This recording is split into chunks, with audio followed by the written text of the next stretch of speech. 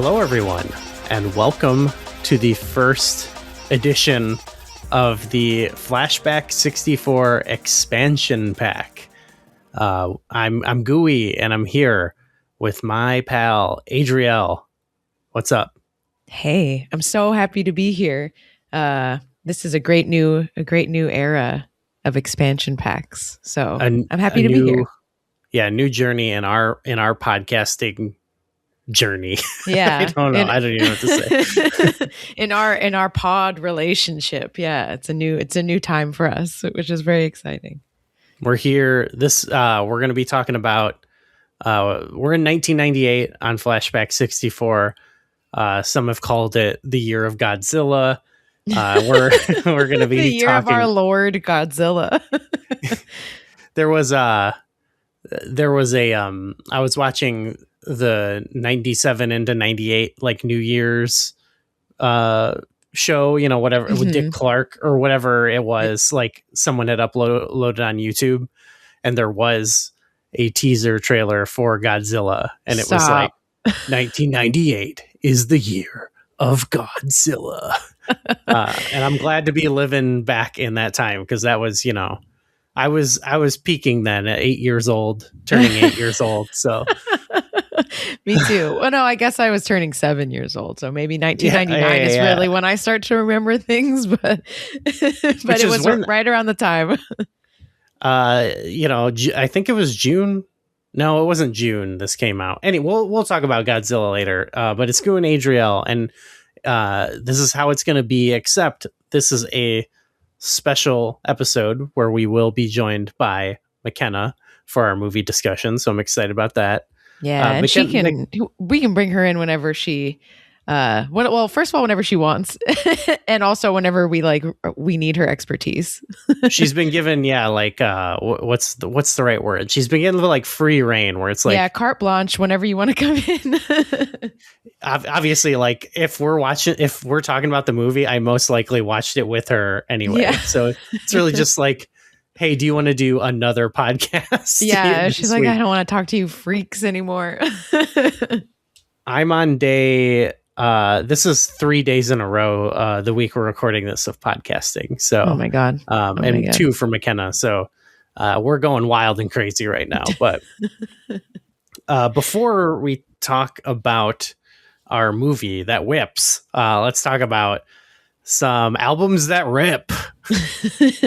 we were talking earlier about the music and stuff, and we should have a cool guitar riff just for that, just the intro music for albums that rip. A shreddy lick. Yeah.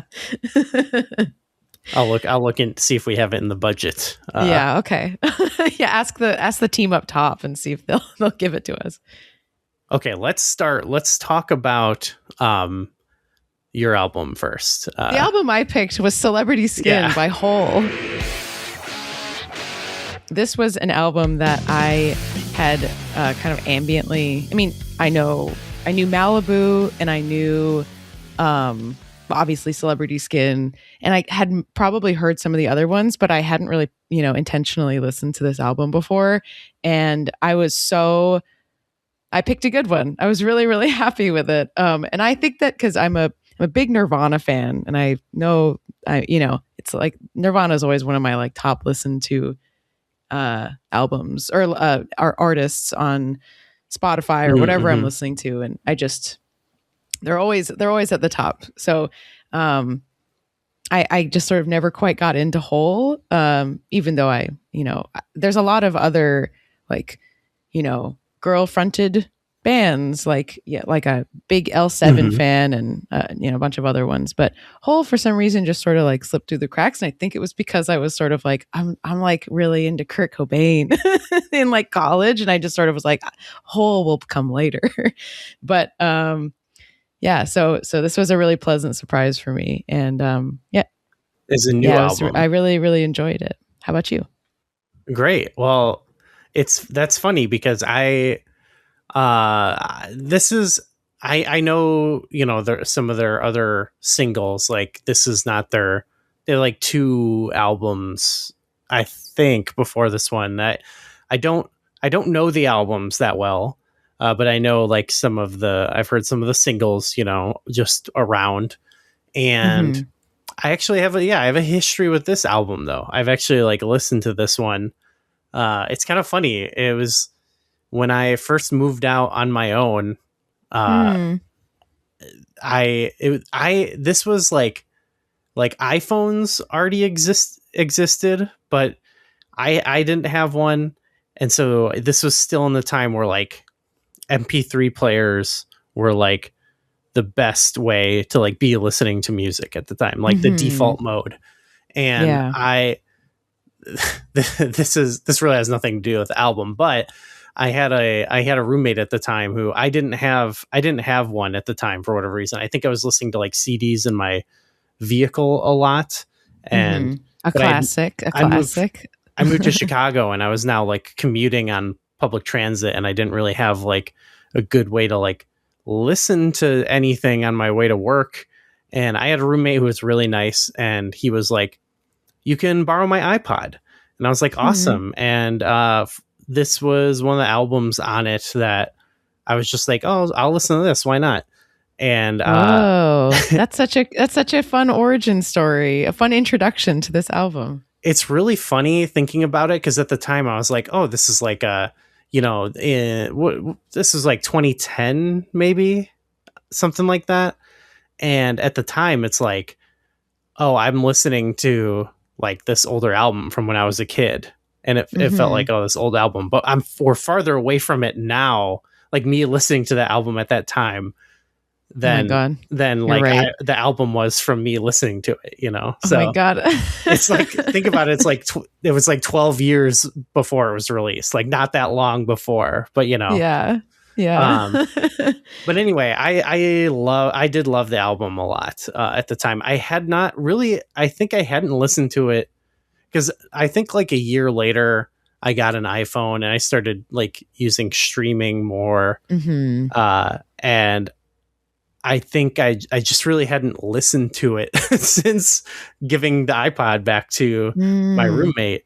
So it was fun to revisit, because when you first suggested it, I was like, I'm pretty sure I've listened to this. And then like the moment, obviously I know like Celebrity Skin was a song that was in a lot of stuff. It was like used in various things. So I always knew that one, but I couldn't remember if the whole album was an album I knew. But once I started listening to track 2, Awful, which is a song I love, I was like, oh yeah, like this was my favorite song back in the day.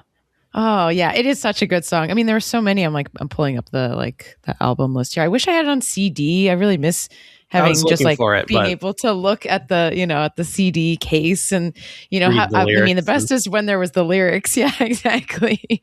But Awful, and there was one more that was like at the what I have pulled up on my phone is the Godzilla album. Godzilla, which we'll talk about later. We'll talk Godzilla about it, the album.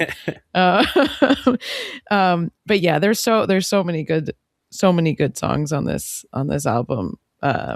Celebrity Skin, and of course Celebrity Skin is such a it's so recognizable. It's almost like I'm happy that it hasn't risen to the level of like a car commercial song, but it could. It is just one of those songs that just everybody knows, and they have just so much more depth than that. And this album is such a good,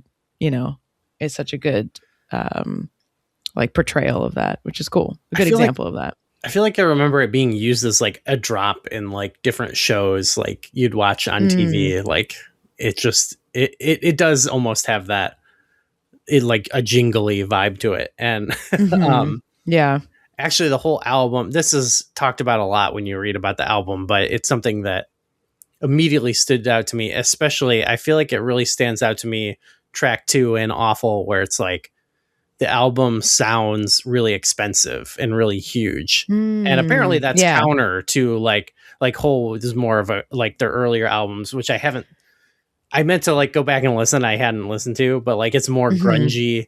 It kind of reminds me of the kind of like Nirvana, actually, how they have the one album, the Butch Vig, Nevermind, their big album is like like they say Kurt Cobain, like Bush Vig basically like tricked Kurt Cobain into like multi-tracking stuff. And yeah, this has that. I noticed it in Awful where like the second half of all the verses, like another guitar kicks in and it sounds ginormous, you know? Yeah, and it does. It seemed like it was like a point of contention for the band, even like that there was like a lot of like creative struggles on this one.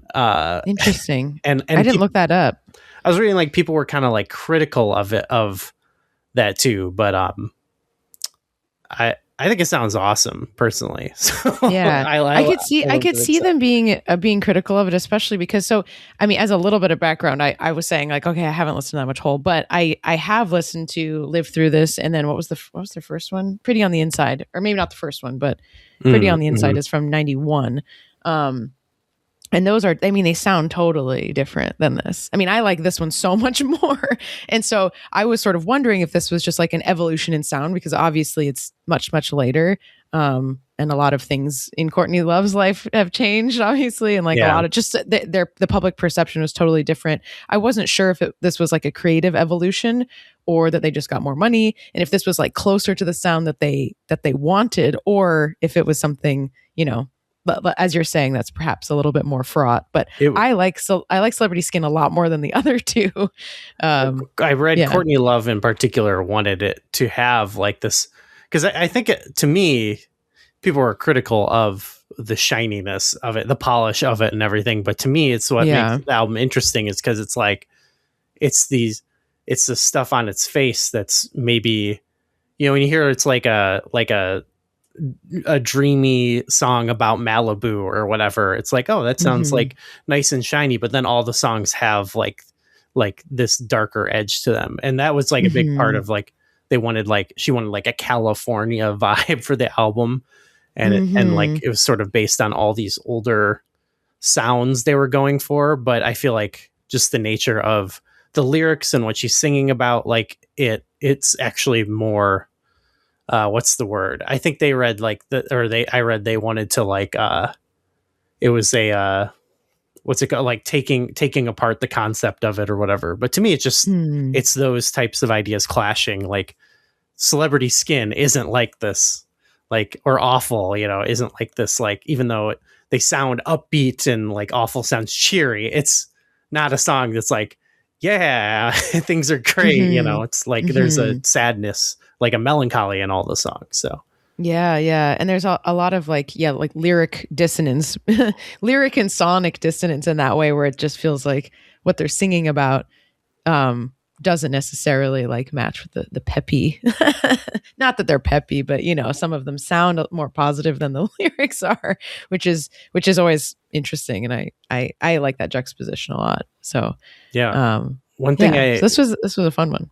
One thing I didn't know that I had also read, just briefly skimming stuff about it, was there was a couple of different like people who collaborated with the writing on the album. Like it seemed like the writing was actually a bit of a struggle for them, which is funny because I feel like the album is so good. Like it's like a no skip album to me. But one of the most notable contributors I saw was Billy Corgan.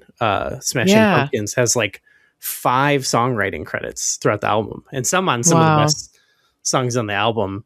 But I feel like that's a good, like, I can see even just like Smashing Pumpkins also had like really big production and everything too. And I feel like you can actually hear some of that in the album as well. To me, that which makes was a lot like of sense. A plus, you know, I thought that was cool. So yeah, it's just crazy to think how these things get made at all, but still pretty cool. Yeah, good one. Good one. Yeah, I love the album. It was great to revisit it. I know, and I'm also because now I want to listen to, because they have albums after this. I'm sure. I'm not.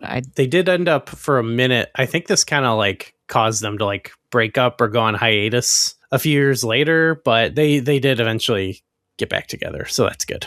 Yeah, it looks like there's one more. Well, there's not a whole lot after they take a big hiatus, and I haven't listened to the next studio album, which isn't until 2009. So yeah, I'd want to check it out for sure. Yeah. Okay, so let's talk about your album. Okay, so speaking of Godzilla, the album, the reason I picked my album was the when Godzilla the album dropped, it could only reach number 2 on the charts because it was boxed out by the album I picked, the debut album of DMX, which is called It's Dark and Hell is Hot, which is such an intense album. And I actually think that it makes for a good kind of comparison. I'm not like a hip hop historian or aficionado. There are plenty of I like plenty of rappers and especially albums from that time. But like the kind of from doing the show in particular too, like the chart dominating stuff, not even just in the hip hop world, but the R&B world, have been albums and singles produced by Diddy. Actually, it is like, it's not the only thing going on, obviously, but at that time, like that had become like the guy who's everywhere. Unfortunately, to look back on, it's ruined so many tracks, like even by great artists. You go and you listen, and now you just hear him like chilling in the on the track, like talking, and it's like, come on, I'm just trying to listen to Mary J. Blige right now or whatever stuff. Yeah. Well, when we went with the album, the Godzilla album, when we were watching Godzilla, the closing track is a song that he's on. Exactly. the credit track. So that's why I'm like, and we were like, this is cool. Then we're like, damn it, it's not. Well, yeah. So, but that the like that form, and look, that's he made many classic. This is not a referendum on Diddy or anything, so don't get me wrong. Like, I'm not gonna say like some of those Biggie beats that he made are bad or whatever, but the overall like sound of that, especially when after Biggie dies and it's like him and like Mace are like the new, like they're trying to be the guys. It's very like polished. It's very like buttoned up, and like or like Will Smith is another example of like an artist who is like trying to pop off at the time, like really like fancy, shiny, like not clean, but you know what I mean, like a different type of hip hop. And then this DMX album comes out, and it's like gritty, and it's scary, and it's mean, and he's growling and barking and stuff. And it's like it just stands out so much compared to like a lot of what was popular at the time. I don't know if it like massively changed, that sort of thing, but I feel like it did kind of carve out, a newer lane, similar to like the early like gangster rap and stuff like that, where it's like, oh yeah, this is like, and like this is like really scary. Like it's credited as being like horrorcore. I saw that too. Yeah, which makes sense. I mean, that's what it is. But yeah, it's interesting because it's like, it's dark.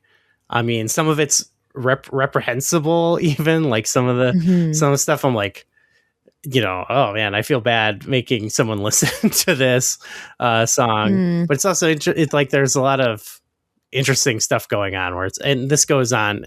He has another album come out later in 1998 that also is like the Blood of My Blood or whatever, and the cover's him like literally covered in blood, and it's like he's going back and forth between like these like spiritual, like religious songs to like these really dark songs about really awful subjects. And it's and then especially as he goes on, he starts to incorporate more, like even this song has a little bit like songs that are more of like a party vibe, but they're still like really hard and intense.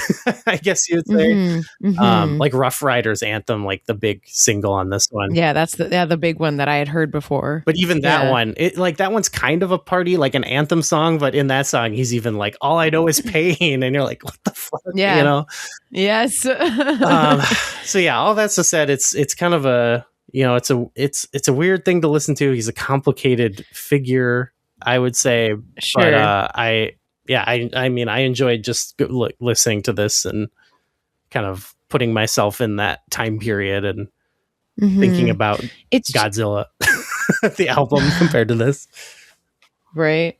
I mean, it's so wild to me that this like was the number one, that this was the number one on the charts, because this is, it's so, like, as you say, it's not just that it's dark, which it is, you know, it's dark and hell is hot, but it's, I mean, it's like, it's so heavily into like storytelling, and like, I mean, every track is like, there's a story that it's telling, and it's like, it's world building in each track, which just sounds like a nerdy fucking thing to say, but it is true. It's like, you get sort of like magnetically, at least I was like pulled into each song because of the lyrics.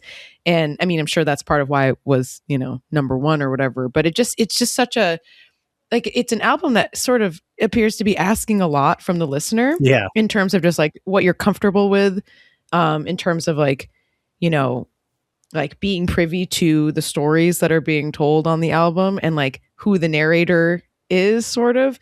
Again, I'm not trying to like nerd out about the like fucking literary conceits of this album, but I guess I'm just so surprised that this was like such a number one best-selling album, as opposed to being like a really niche one that had a really like cult following or something. But it was, I mean, I certainly like have a pitifully low amount of knowledge about like 90s hip hop and stuff. But I mean, it makes a lot of sense that this was carving out a new space, and that this was a new, like, fresh kind of sound and like just kind of style that people hadn't really listened to. I mean, that makes a lot of sense why then it was, you know, number one on the charts. But I also feel like this, like, I have heard so many other songs that are clearly borrowing from this style. I remember I was in like a bookstore. I remember this so vividly, and I won't take long to tell it, but I was in a bookstore, just like kind of a frou-frou bookstore in Williamsburg in Brooklyn. I think it was called, that doesn't matter what the bookstore was, but I'm like looking through the books, like, what do I want? And they played a song that was very much like this, that was like about a very scary song that was like lyrically telling this whole story about like this person who got like wrapped up in this thing and then had to do something, and then they regretted it, and there was this like twist at the end, and I was just like, why the fuck are they playing this song in a bookstore? Like, oh my god. I'm like, what the fuck is this? Like, and then I had to like, I didn't want to Shazam it, because I was like, I don't ever want to know this song again.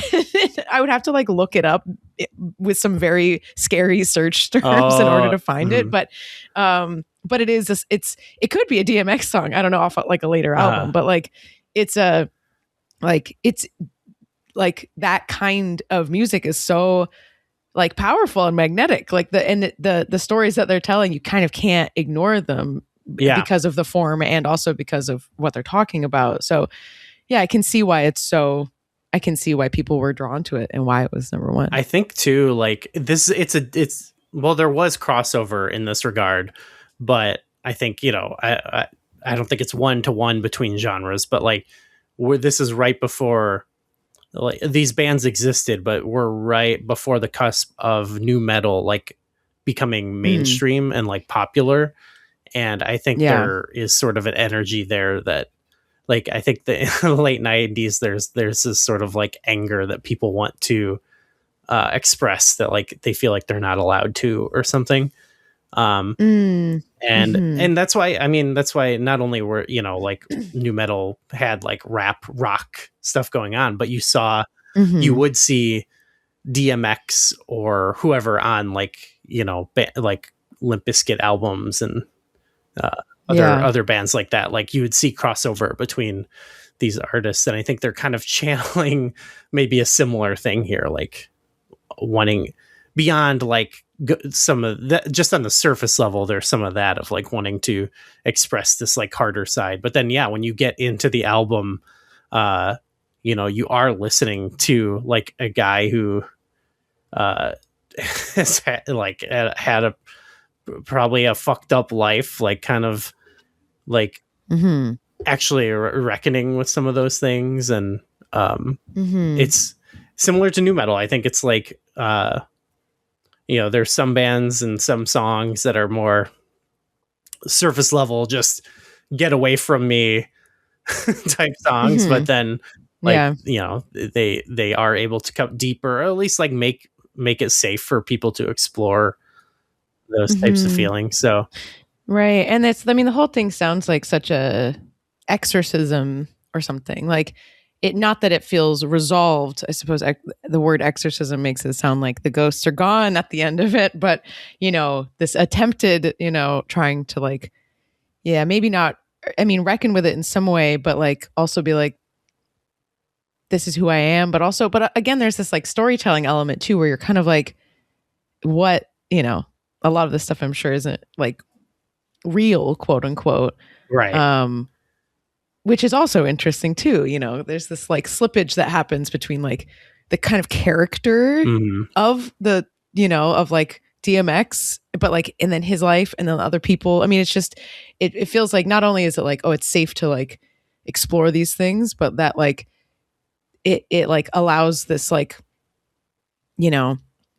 I think that it feels a little bit safer because there's this slippage going on where it doesn't feel like this is me, this is my memoir. You know what I mean? It's like, this is like this weird kind of like almost, fantasy, this like dark kind of horror fantasy that's going on too. So, yeah. And this seems like there just has like such long, like, I don't know, fucking Tyler, the Creator is like doing similar kinds of things in a totally different, a different space, different way. But like, I can just really see the lineage of this, like, of this kind of stuff. And also, my partner Margaret was saying that she was like, I was like, I've never listened to DMX. She was like, what? She's like, you've definitely heard DMX. She was like, remember when he died and there was like a parade in Brooklyn? Yeah.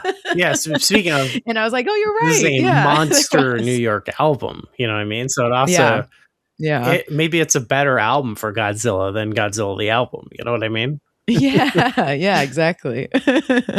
But yeah, no, I'm glad that you picked this one, not only because it was number one and it was the only reason Godzilla the album couldn't become could never reach the heights of It's Dark and Hell is Hot. But yeah, just because it is sort of like an important kind of album in its own way. So yeah, this was cool. We hope to continue that trend. Do you want to reveal our next albums? Yeah, let's do it. I was gonna say, I don't know if mine is an important album in the same way. Yours is. Yours is. You go first. Well, I think it is in a certain sense. These are all important, but we'll reveal our next movie at the end. But we both kind of we were trying to think of what to pick, and we kind of went with albums that were popular or existed, I would say, around the time our next movie came out. So this is a bit of a hint for everyone, but my pick was The Velvet Rope by Janet Jackson, which is an album I already really enjoy. So, and I've already listened to it a handful of times in my life. So excited to listen to it some more and talk about it with you. Yeah, I was gonna say I was looking through the the track list and stuff, and I was like, oh yeah, I do know a lot of this song. I've definitely listened to this album. This is a banger. It's also been sampled a lot too, so I'm excited for this one. The album that I picked is Mogwai Young Team, which came out around the same time as well, and it's the first, I believe, it's the first album by Mogwai, and I really like them. So yeah, I'm. This is an album that I like as well, but I haven't listened to it in a long time. I think I listened to a lot when my college boyfriend was really into Mogwai, and he introduced me to it. So yeah, it'll be a little bit of a flashback to me being a freshman in college. Mogwai is like a good band to be introduced by a college boyfriend. Exactly. Yeah. I feel like we all were introduced to Mogwai by our college boyfriend. Well, that reminds me, this is a bit of a tangent, but like we mostly cover on our show what's the most popular thing at the time, like doing our flashback segments, but there's so much stuff from the 90s that is super underground, but it's actually really influential, especially to like music, like scenes that I've been a part of. And this is like the closest thing to that, but not exactly. But I would love to also like get into that. So like, even though you Cool. don't view it as important, to me, that's like what makes it important is there was Sweet. stuff like that. So hopefully later, you know, Awesome. in the series, maybe I'll bring some, I don't know, some emo albums or something like that. Hell But yeah. Yes. who knows? I might stick definitely with should. Janet Jackson and new metal and stuff because it's more fun. Anyway, Sweet. should we let's get McKenna in here and talk about the movie? Yeah. Let's McKenna, come on in.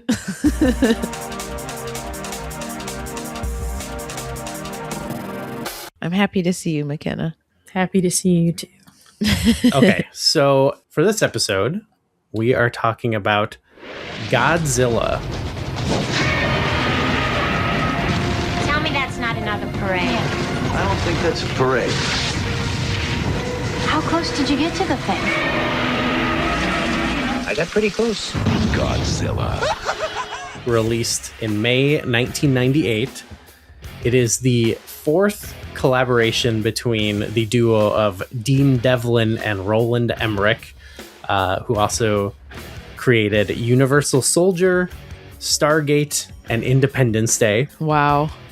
It's the first American Godzilla film, Wow. starring, and this is from the back of the VHS box in order, the cast list I'm giving. So, starring Matthew Broderick, Jean Reno, Godzilla, Maria Patillo, Hank Azaria, Kevin Dunn, Michael Lerner, and Harry Shearer. I can't believe that Godzilla is listed at third. Listed third. Above Maria Patillo, yeah. But below Jean Reno. All right, McKenna, give us the back of the VHS box. Godzilla is back, bigger and much better than ever. Its size defies comprehension.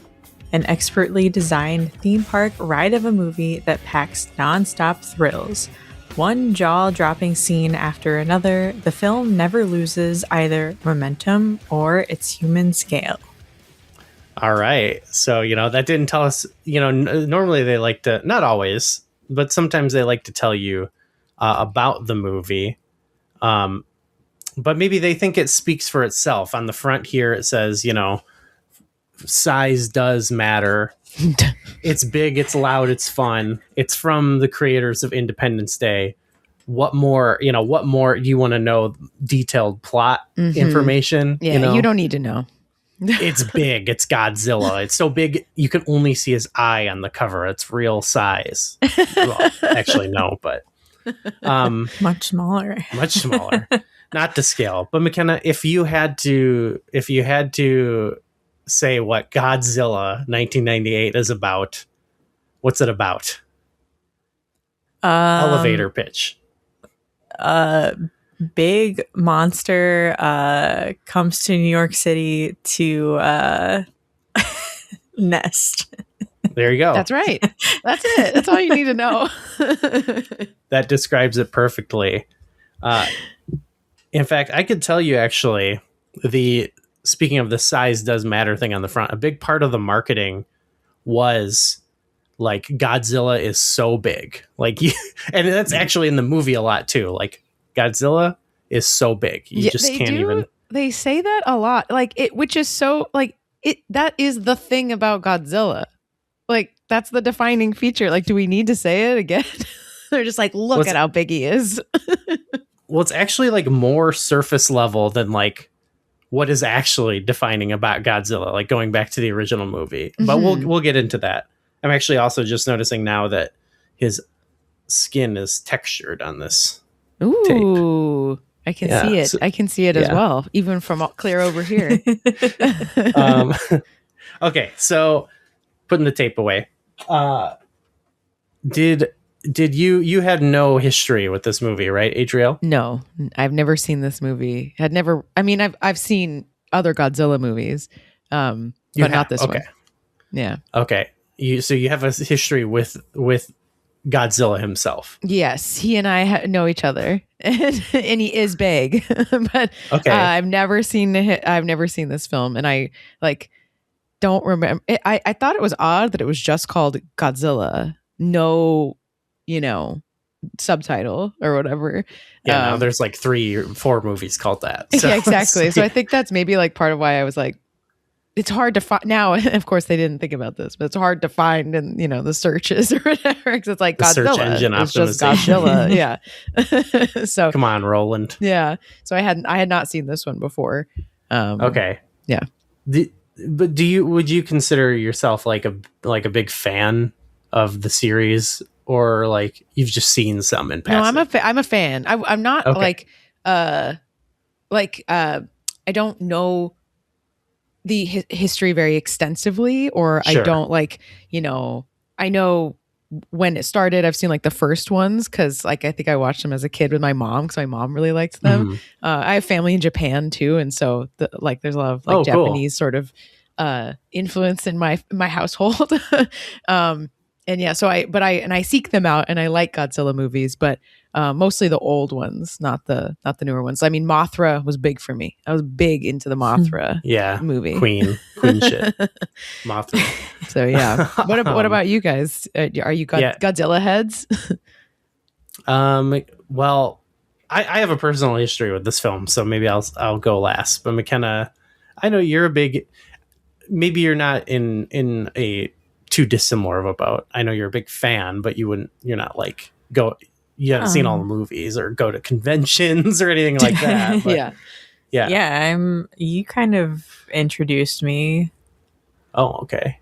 Well, because you like monsters and stuff. Yeah. And I was like, well, I forget. Did we watch one of the US, like the newer ones first? I think we watched. Oh, just one of them around when it came out. Did we watch it did you podcast on it or something, or did we just know. watch it? I think it was just new at the just time, watched it. and we watched like Godzilla vs Kong, or we've seen, but then which is like, whatever. We watched Shin Godzilla, Some of the newer and ones, Godzilla -1, which I love. Mm-hmm.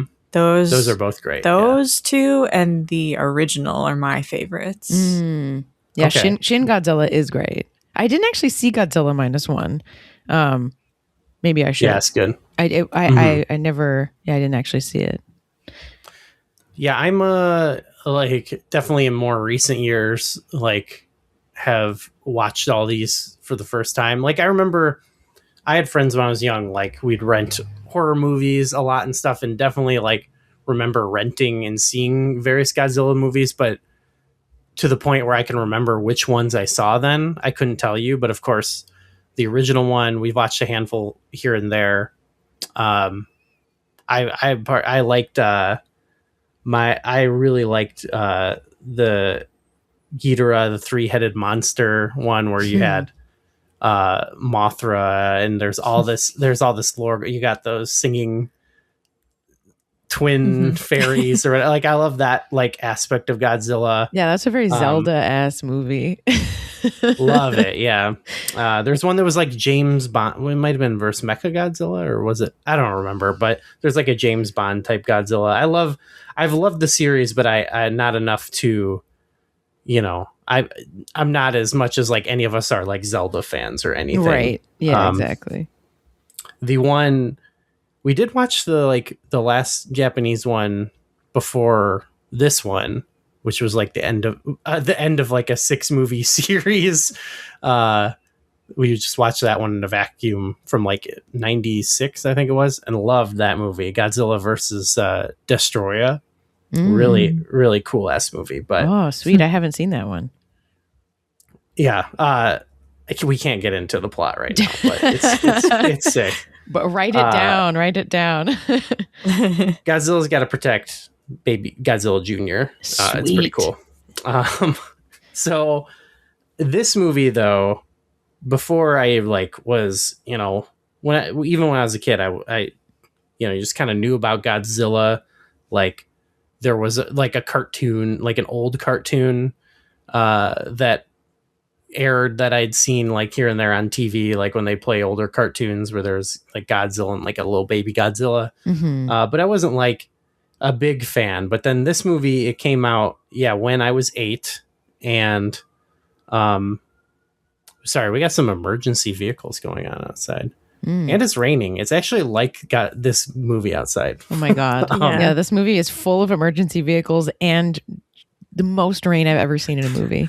Literally. But so this movie was huge for me when I was a kid. I don't recall if I saw this one in theaters. I was just about to turn 8 when it actually came out, but this is not the tape I had, but I definitely had it back in the day, and I would watch it a lot. And there's a lot of parts about this movie that,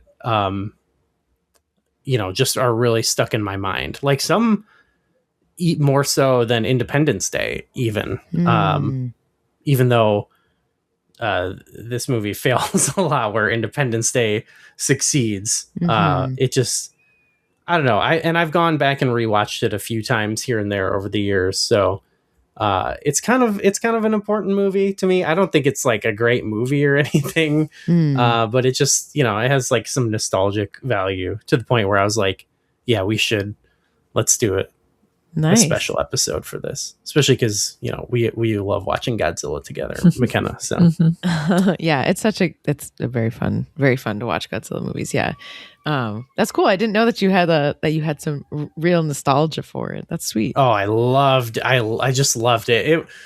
There was a couple things at that age that I probably liked a little bit more, but Godzilla was cool. Specifically, this year it came out compared to some of my other favorites as a kid, because it did feel, to me at the time, it felt like it was more mature than like, I'm trying to think of what else I really loved, like the Mario movie or Ninja Turtles or whatever.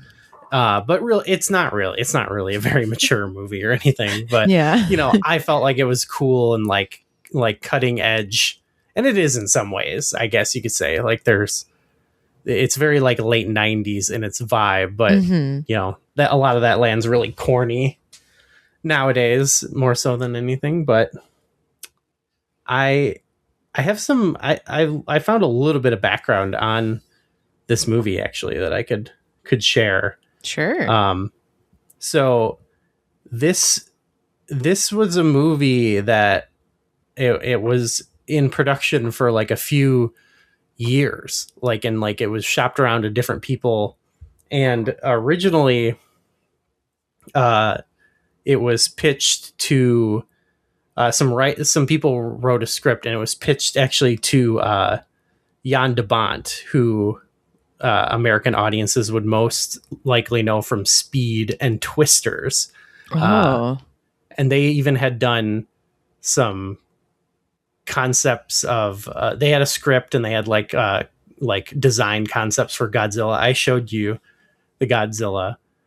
It looked pretty cool. It looked kind of close to a classic Godzilla, but slightly different. But that ended up, Jan de Bont went on to do Twisters instead, and the script for it actually ended up being made into a comic called Godzilla 1994, and it's it's very different. It's very different. Once Emmerich and Dean Devlin came on board, they actually rejected doing the movie. They were the first people offered, and they rejected it. And then when they were offered again, they were like, well, we'll do it, but we want to kind of do whatever we want with the movie. Within, like, they had to pitch stuff to Toho, the Japanese, company that owns Godzilla, and they had to approve things, but they were less like, we're going to make what we want to make, essentially. So they were kind of given free reign to do whatever they wanted. And they kind of came up with something that was a little bit more unusual compared to a lot of other Godzilla movies. But I guess we'll just say, maybe we'll just have everyone say, like, McKenna, you're sort of, I guess, the guest of honor this time. What did you think about the movie? It felt like Independence Day and Jurassic Park had a baby. Yeah. Mhm. I think that was definitely the pitch, was like, it was really like, let's try to recreate like what we had with Independence Day, but with Godzilla. And it also gave me there were parts of it that reminded me of Cloverfield, but if Cloverfield was like a rom-com. Oh my God. Good Okay. call out. Good call out. I think I said to you while we were watching, I was like, I want to watch Cloverfield. Yeah. Mhm. Cloverfield's the one where it's like shot from the like a phone camera. What it's right? Like a found footage found type of footage, thing, yes.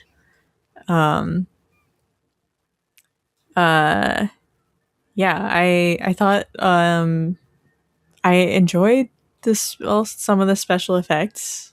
Mm-hmm. A lot of it was corny. Yeah. I like Jean Reno. Mm-hmm. He was like a highlight, I think. Yeah, not to in Adriel's household, I heard. We hated him. Oh no. The best part of the movie. He's supposed to be hateable, I guess, but there were a couple times where Margaret was like, "Fuck you."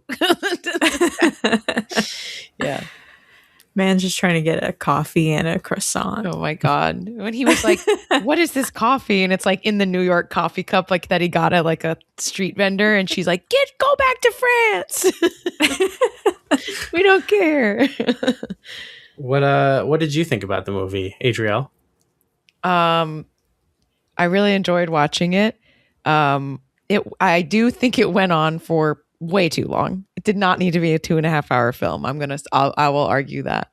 Okay. This movie had really high highs and really high lows for me, or really low lows, high highs and high lows. Not like in terms of parts of the movie, but just like elements that I like really loved certain parts and then I really didn't like other parts of the movie. For example, what the key problem for me was that I really wanted Godzilla to win because I didn't find the people, like, they were all idiots. All of them across the board were dumb. And some of them were more likable than, I think Matthew Broderick was pretty likable.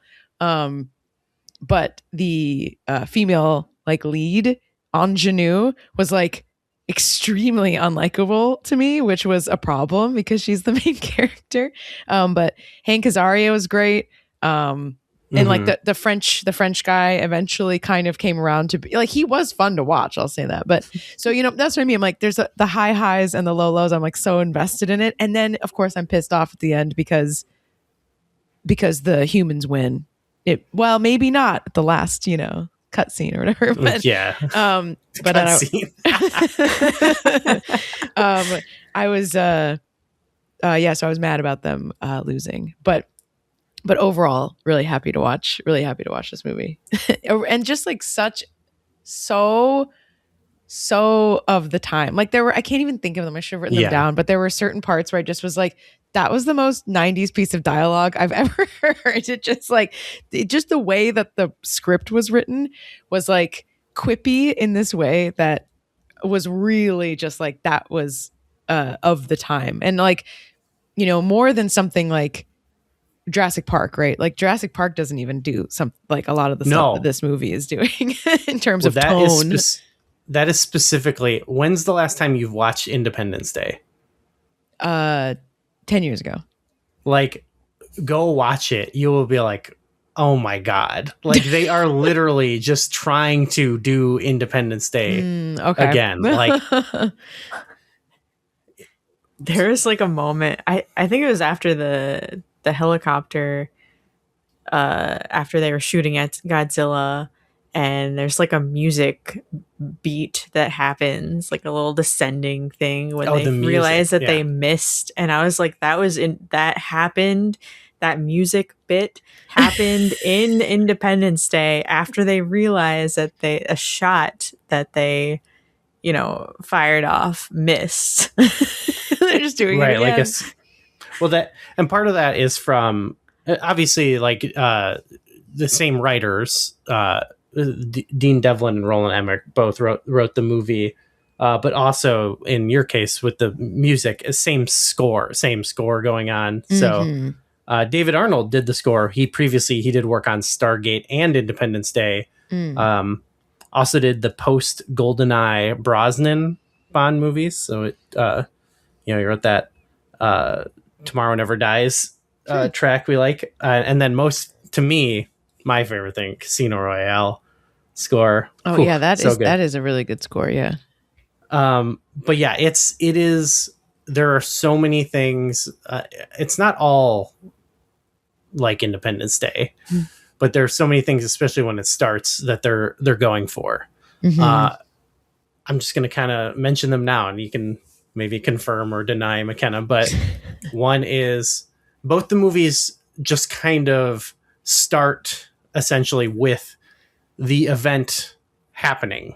You know what I mean? Mm-hmm. Like there's not a lot of, in this one, you've got some like, opening credits, which just feels kind of throwback, but opening credits where you maybe, you get the lore of the movie, which is like, okay, nuclear lizard, whatever. But then we just get into it and it starts. There's not a lot of, they withhold kind of showing Godzilla for a moment, but they don't hold back on like people knowing what the deal is and what's going on. Just like in Independence Day, it starts, there's aliens. You know what I mean? Yeah. Yeah. It's also, it is trying to, it's like trying to have like transfer that into like an energy. It's trying to have like a propulsive energy to it where each scene ends with like a tag or a quip or something that is supposed to carry like some weight to it, that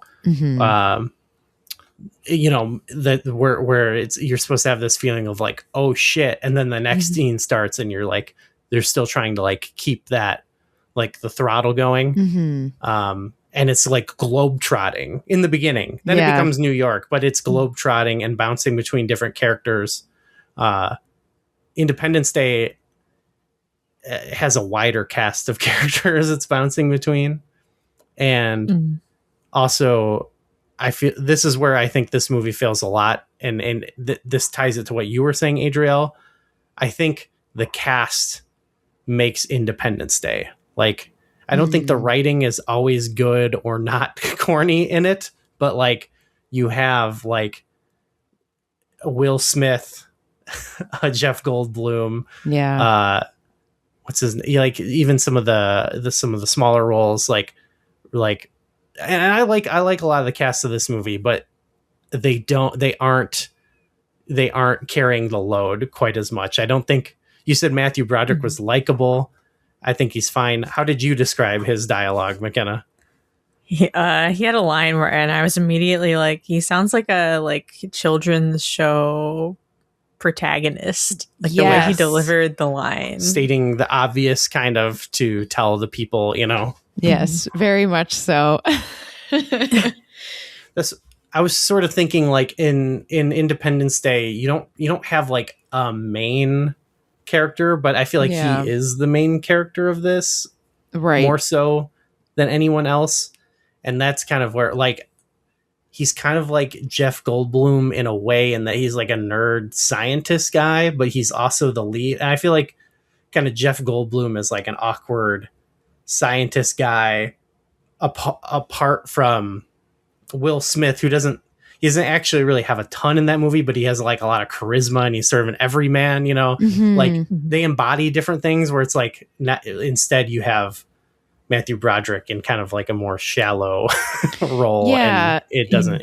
He also just like doesn't, like they're like sort of, his character doesn't, I was confused about what they were sort of going for with him, because like, there's one lady who is like, "Ooh, he's like so hot." She like looks him up and down. I'm like, Matthew Broderick's not like that. You know what I mean? Like he's cute and whatever, but he's not someone that you're like, Sam. Like like if that was the character, as, like she's weird.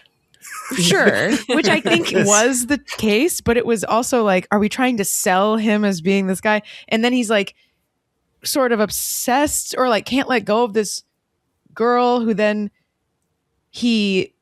but clearly like doesn't want to be like with her because he's like, you broke my heart. And I don't know, like there's just so many sort of competing strange things about like the way his character is written that I just am like, you know what? I can see why he acted the way he did, because he was just like, I don't know what this character's motivation is at all. Because it's just like he's written so strangely. And like, I think that this movie really would have benefited from having a stronger cast. Like, even with the weird writing, like if, you know, like I thought a lot about the like friend character who's this like New York, you know, like you gotta be tough, you know, kind of gal, and then who's her boyfriend who's like the cameraman, Hank Azaria. And like we want more of like those characters that were like injecting some like color and life into this, as opposed to these like kind of like sad other characters.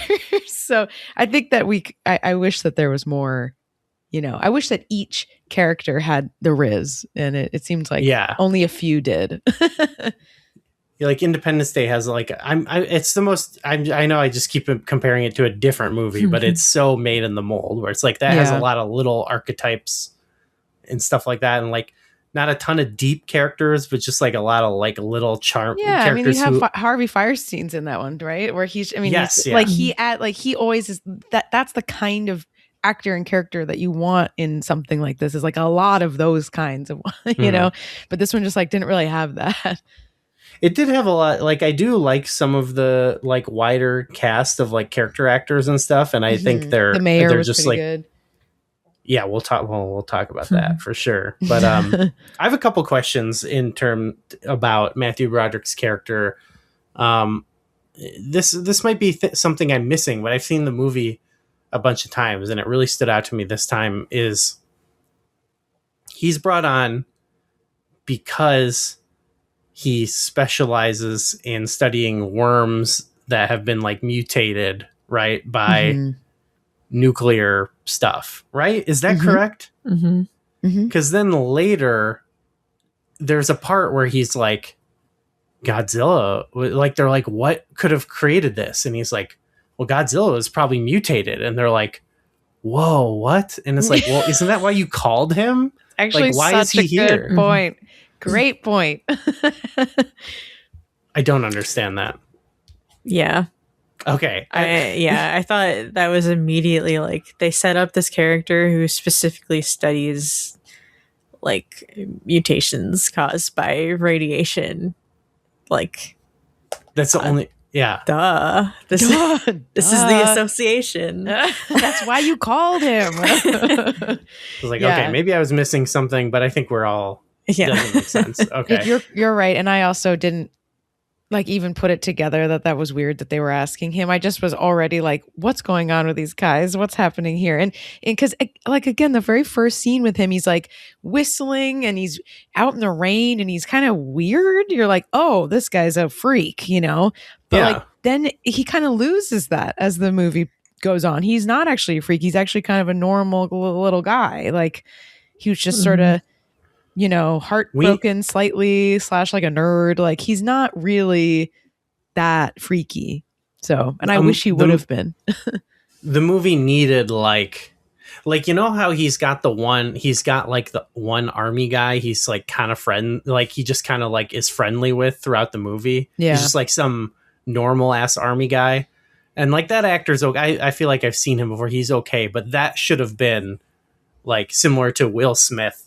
Like the army guy, like he, like obviously Jean Reno is kind of taking on a little bit of that, but he's like he's also kind of quirky and weird. So I feel like there should have been like cool army guy in the movie, but instead like everyone in the army sucks in this movie and is dumb. Except for the one guy who is like, okay, you know, he's competent, you know, but he's like lower ranked. So, but there needed to be like your star cool guy, like your Will Smith in this movie, which it lacked. Okay, another question about Matthew Broderick's character. You mentioned Adriel, or maybe it's more about the lead. What's her name? Maria Patillo's character. yeah, what is their deal? Like, why? She stopped talking to him when they were in college, like 7 years ago. But not, she's also like, people can change, and it's like, why do you care that much? Like it. I don't buy. Maybe it's just they have no chemistry. But well, there's like that too. That's one of the issues. It's a writing issue too. The writing, and I think the writing could have been carried by like who's in, like is it Vivica Fox in Independence Day? Like, not a character who has a ton of stuff, but she has kind of an interesting. There's kind of an interesting story there with her. She's like a dancer, right? But she's like An exotic dancer. And he's in the army, and it's kind of interesting, and she's a great actress. No offense, I think I'm not good at recognizing acting all the time. I think this lead actress stinks. I'm sorry to say. I think she's not good. Yeah, unfortunately, that is the case. I think that's the consensus. I don't think she stuck around acting for too long after this either. So yeah, I can see why that she didn't get a lot of other jobs. But also, like, this was a tall order in a way. Not that I'm making excuses for her, because like she could have. I keep thinking, like, man, they just sort of switched the characters and have had her as the friend, and then the friend be like playing her, because like you just need someone who's kind of wacky or like something, you know, like the friend was more fun. Yeah, she was much more magnetic, like on the screen, you know. She like just it seemed as if they even just the little choices that she made about just the little tiny things that character did, or that they world built around her. Like I invited everyone into the house, they like can't be sleeping outside, you know, like that is a character trait, right? That's a decision, you know. And that her house is full of like donuts and wine, right? Like that is a character, you know, trait. Whereas like Maria Pitillo or Audrey, I think is her name, Audrey, I'm just like, what's going on? she's very shallow. I feel like it's just like it really. And you can lay the blame. I feel like the blame obviously comes to the writing first, but I feel like the movie, it kind of just relies on charismatic actors to sort of deliver shallow dialogue and make it fun. And she like kind of like, I feel like it's similar to what you're saying about Matthew Broderick's character, where it all came off as like children's show, which again, it appealed to me as a kid. Like nothing seemed out of place as a kid. Totally. You know what I mean? Like these seemed like well-drawn characters to me. So yeah, one thing, the scene where you mentioned where they're like all at her house, like I always remember that from being a kid. But if I want to rewind back to the very beginning of the movie, because one scene in particular that's always burned into my memory banks, it's still a scene that I think goes hard, is that scene where they get the Japanese guy who was on the fishing boat, and Jean Reno goes to talk to him, and I don't know what this is supposed to do, but he's like, "What did you see, old man?" And he waves a flame in front of his face. What is he doing there? It's got to be some sort of a hypnotist. Is that technique? What it is? I don't know. I have no idea. I've never seen that. I was like, is he doing like the flashlight thing where you're trying to see if he's responsive? But I'm sure someone can tell us. But to me, I didn't even need to understand what he was doing there as a kid. That goes hard as hell when he's like, "What'd you see?" And the guy's like, "Godzilla," and you're like, "Oh my!" It's God. So sweet. I did love that part. That part was awesome. You're like, "Oh fuck," because it's like this thing of like, it also has this sort of meta thing of like, it like he already has a name, you know, even though it's like just him saying, what is Godzilla? It means like, is it just like? No, wait. I think it's wait. Hold on. I think it's Gojira. Gojira, yeah. But it's gorilla and whale. I think. Like, oh, is that what it is? Okay. That's like a portmanteau. I think if I'm remembering that correctly, but I think because I remember thinking gorilla is weird, but that, I mean, it makes sense. But it's a portmanteau. In the world of the movie, like it could just be like, him saying that, but like even to me as a kid, like I kind of knew what Godzilla was, and that was like a character, a Japanese character. So it felt like as a kid watching, like it's like, oh, he's coming to us, you know. I was like, oh shit, he's coming stateside. So that always stuck out to me as memorable. Yeah, that scene does go hard. Then it's got the scene. There's a scene of it's also trying to do a Independence Day thing where he's like, "Here's your sample. Where is it? You're standing in it," and it's like a foot, and it's like you. What? Like you didn't notice that before they went down into I don't see it. Yeah, it's like this is the guy you called.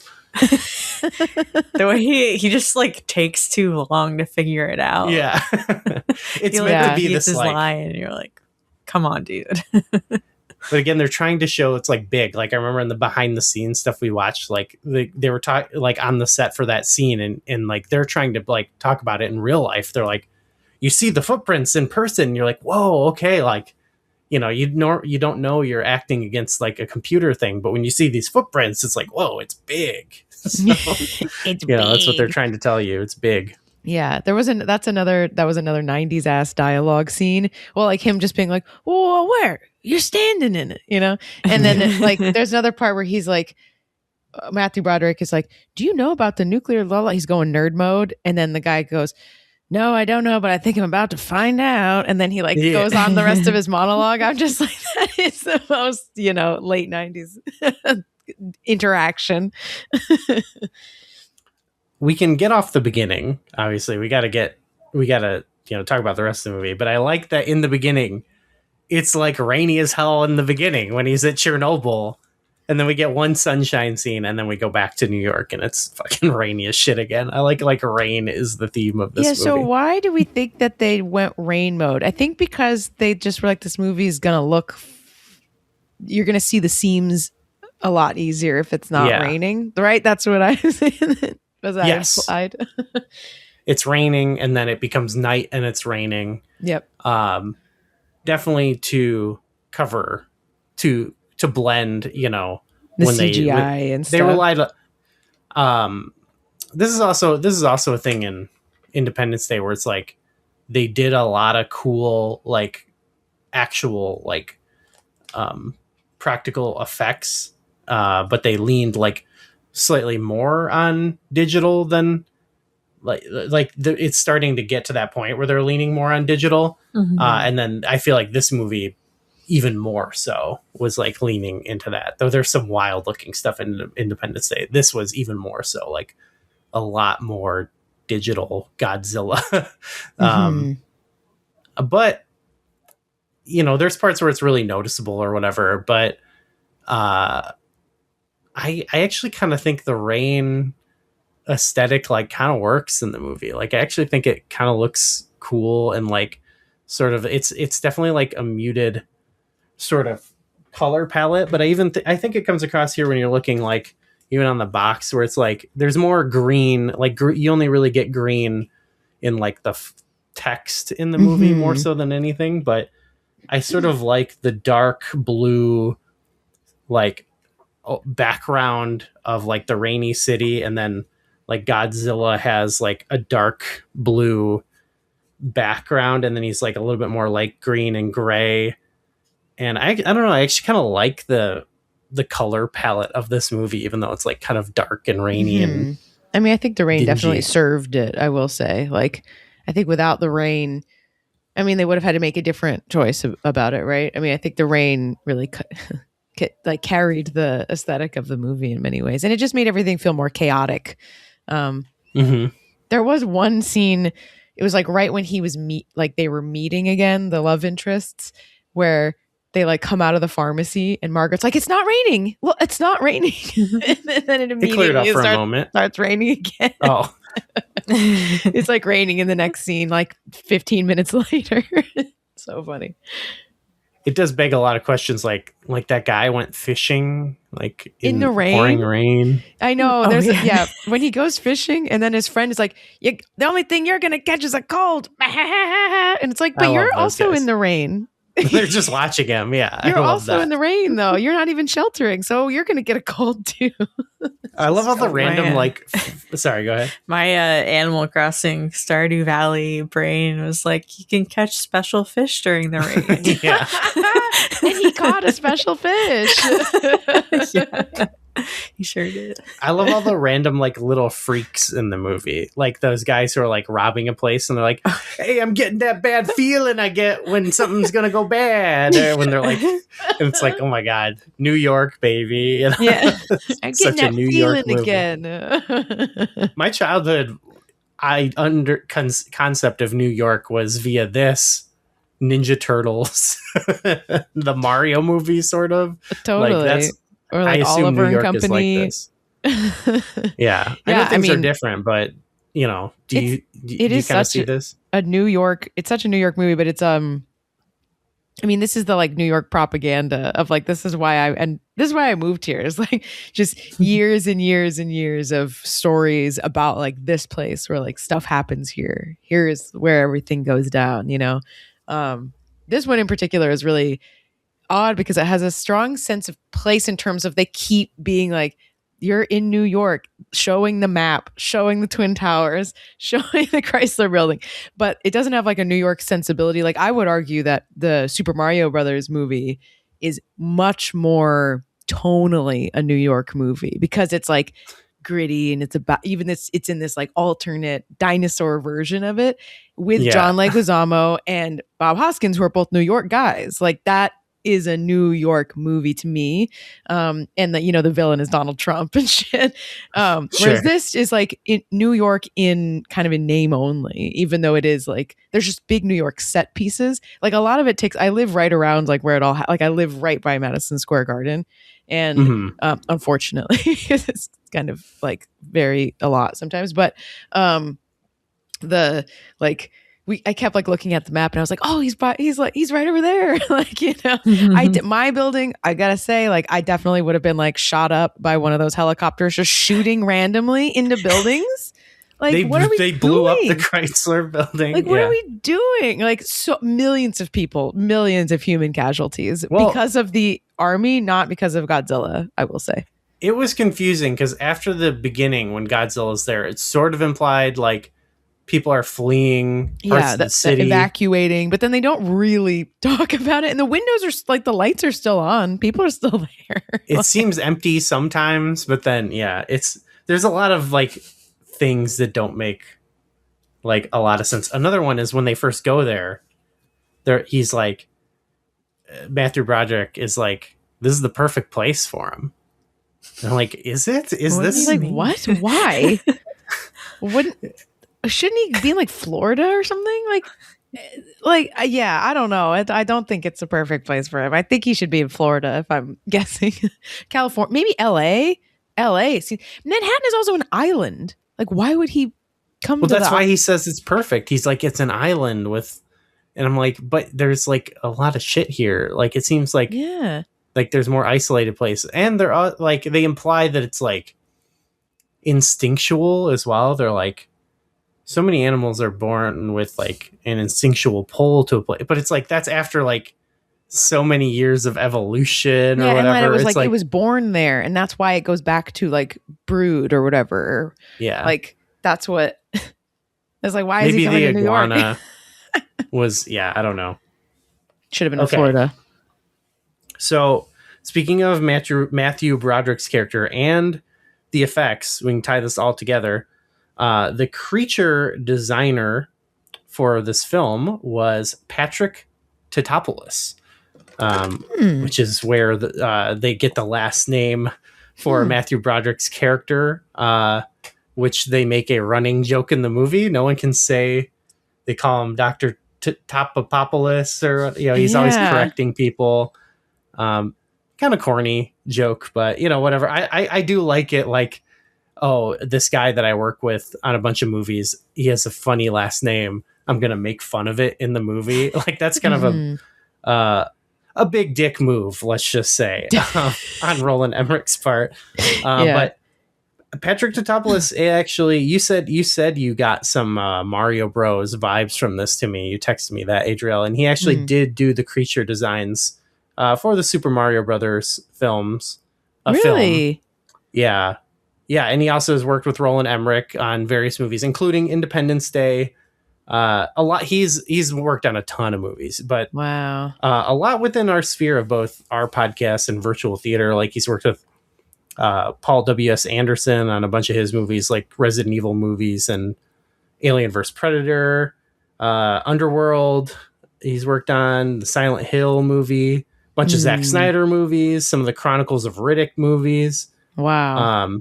So yeah, he's done a lot of stuff, and they compared to that previous design we talked about, they're like, we want to do something different with the Godzilla design.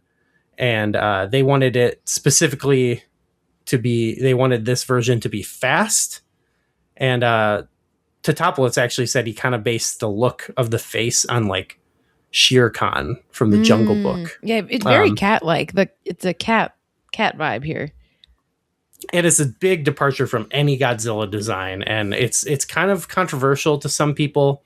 I actually kind of like it. Maybe it's not Godzilla, but I actually think it's cool, especially if you look at the sketches he did of it. Mm-hmm. I think I showed you like his original concept sketch of it. I think it looks fucking awesome. Yeah, that's on the Wikipedia, right? The one that one looks cooler than I think that the Godzilla turned out looking.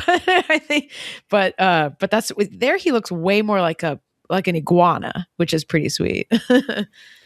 I even think it looks cool. To me, it looks cool. There's times where the effect looks weird and wonky, but I think it looks kind of cool in the movie, especially when there are occasional shots that are more practical. They did do a couple practical effects, but it's pretty rare.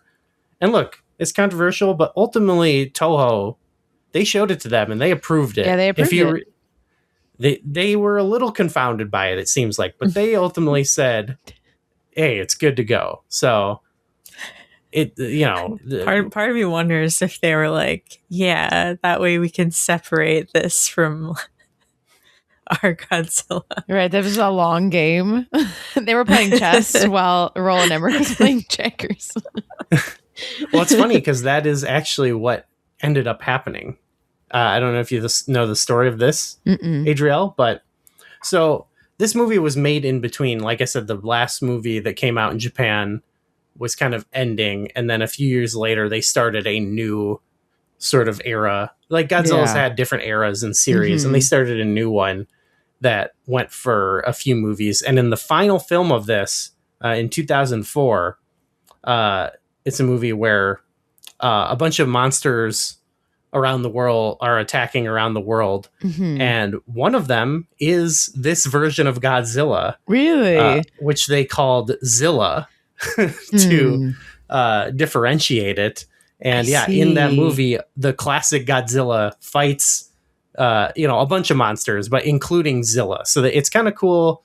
Part of it was like they called it Zilla because they thought the person who quoted it said they took the god out of Godzilla. But I also kind of think it's cool. Like they're kind of like honoring it as part of the canon too. Yeah, and I feel like that can exist, right? Like I don't know. Yeah. I'm not precious with it. I think it's cool that they like, that, like you said, McKenna, that they just sort of ended up like separating it from like, that's different Godzilla. That's Godzilla's cousin in the monster universe, but it's not the guy. So I liked that too. I mean, and I like, in terms of the design of Godzilla, they kept calling it he, even though it's sort of an it, or maybe it's he. I don't know. That's unclear. But it's the movie's woke. Yeah. They call it he. I don't know. It doesn't matter. But there were a couple of times where like just the shot of like, it's like rippling muscular calf and it's like abs and pecs. Margaret and I were like, oh my God. This is like kind of like a thirst trap Godzilla moment. Godzilla's hot. Yeah. Godzilla's like sexy. We're like, there were a couple of times like just the first scenes when it was in New York and it just has the big feet clumping around. And we were like, why are its thighs so human and muscular? That is crazy. And then when it like pans up and we're like, it has pecs. It has pecs. It's like it's like where I remember when I played Skyrim for the first time and I chose the lizard people and my mom was like, I don't know why she has boobs, because reptiles don't have breasts. And I was like, Mom, it's a fantasy. It's fine. But that's what I thought of immediately. I was like, why does he have pecs? That part where he climbs like out of the sewer or whatever.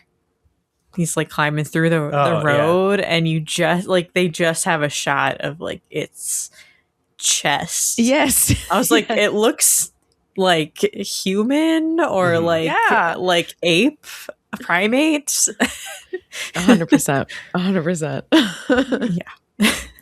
See, I in terms of it being different, I actually think like in some of the behind the scenes stuff, I think there was a little bit of, I don't know if I think it was Dean Devlin who said this. I don't know if he truly believed this, but he was saying we think it's more appropriate to the legacy of Godzilla to do our own thing. And I actually kind of agree with that. Like, I don't like people who don't like it because it's different. Mm-hmm. Now, there's plenty of, you could not like it just because you don't like it. But I feel like I maybe I'm just saying this because I personally kind of like the design and everything and like the new concepts. But even we've watched a bunch of different Godzilla movies. And sometimes when people talk about, especially like Americans like us who don't even know it all, they talk about what Godzilla means with such a prescriptive way of talking about it. But when you watch the Godzilla movies, like they go across the board, like different stuff happens in them. And it's like there's a wide range of things that can happen. So I don't think there's anything wrong with like trying to do a spin on it, especially if it's like, hey, this is like an American popcorn movie. It's kind of stupid. Like, you know, okay, maybe they're not honoring the seriousness of Godzilla, but I think it's okay to do something different. Where I think it goes wrong is also in some of that behind the scenes stuff we were watching. They were talking about older Godzilla stuff where they were like, we're doing it this way because they like, if they were making, like they were talking about like the original, if they were making it now, they would do it like this. And like, we're doing it in a way that they wouldn't do because you do things differently now. And they like, were limited. Yeah. And they're like, Godzilla was meant to be fast. I was like, I don't know if that's true. I don't think Godzilla was meant to be fast. Like you can see it like watching the like more recent Japanese versus the more recent American Godzilla films. Like Godzilla is fast in the American ones. He is not fast in the newer Japanese ones. Which makes sense in a way. It's like a big creature. It would not be fast. Yeah. You know? I mean, it could be, for sure, but the fact that they're like, oh, the old ones, it just looks like a guy in a suit, you know, and it's like, well, that's cool. Like, I like that shit, you know, like, don't talk. Everyone liked it. That you're making a movie out of it. Everyone thought it was pretty tight. Yeah, that's it's a good point. It's a good point, McKenna, about like the difference is shown so clearly in the new American versus Japanese ones. That's a really very good point. Yeah, I feel it's the same thing with like, actually, I'll make a comparison to Star Trek. When J.J. Abrams got a chance to make Star Trek, like he